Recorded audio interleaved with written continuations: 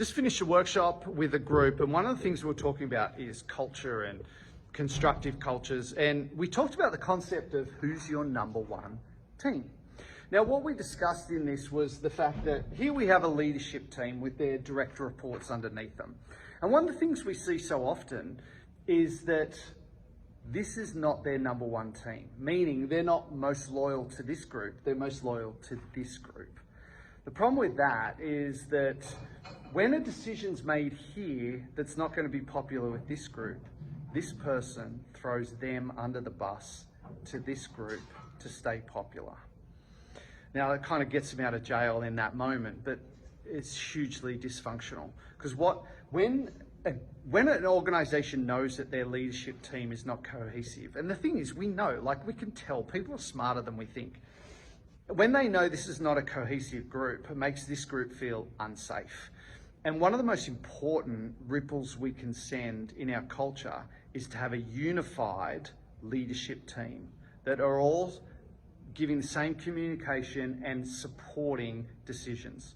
And one of the things that drives this is that leadership teams need to have a lot of conflict in their meetings. Not dysfunctional conflict like calling each other names or anything, but conflict like, I don't agree with that. I would like to put a different perspective forward. Here's why I think that's not a good idea.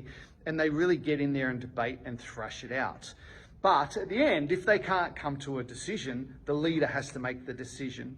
But then they go out as a cohesive group and support that decision. And the language they use is, yeah, I know you're not happy about this, but here's why we've made that decision. And the language of we is so important. Yeah, I know this is not ideal, but here's why we made that decision. It aligns to our strategy or our values, or it supports this group.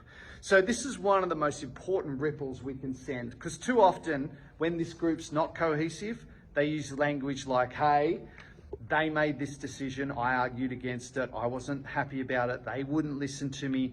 That destabilizes an organization and makes them feel unsafe. And any type of change or transformation is not going to stick when we have this sort of dynamic. So if you're in a leadership team, you've got to make sure that is your number one team.